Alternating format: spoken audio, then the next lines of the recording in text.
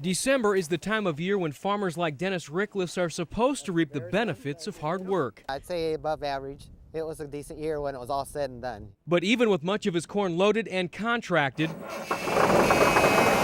there is nowhere for him to take it. This one we got ready to go to haul corn, but nowhere to haul it. Earlier this past summer, Dennis took the gamble of selling future corn at the current price to ethanol producer VeraSun, a common practice known as forward contracting. I always like to forward contract a little bit just to cover your expenses.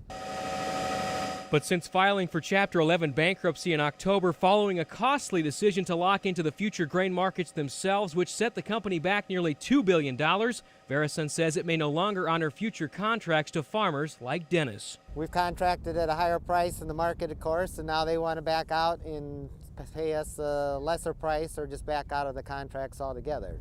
The price Dennis locked into for his December corn months ago was $5. The price VeraSun wants to pay is current market value, which at the local co-op today was just over $3. So you're talking half the value, roughly. The purpose of forward contracting is to lock into a grain price in case it does fall just like it has. But if a company can void the contract due to something like bankruptcy, Dennis and other producers want to know, what's the point? Unfortunately, that's not necessarily how bankruptcy works. Stephen Moline, who heads the Attorney General's Office Ag Division, met with several farmers in north central Iowa yesterday who also contracted prices with the Fort Dodge plant and says under Chapter 11 the company has the option of accepting or rejecting terms of any future agreement. What I tell producers is if you have one of those agreements to deliver corn in the future, you need to make contact with VeraSun and find out are they going to comply with the terms or not, and then verify what you're told in writing. I've talked to VeraSun down at Fort Dodge, about every other day I talk to them down there.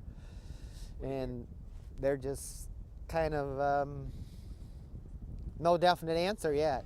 And with each day that comes and goes, Dennis fears the same will happen to that sweet price he thought he had locked into months ago. I got corn sold in December, and December's getting pretty short, and they haven't had any definite idea of how we're going to go from here. Near Rolfe, Elias Johnson, Channel 13 News.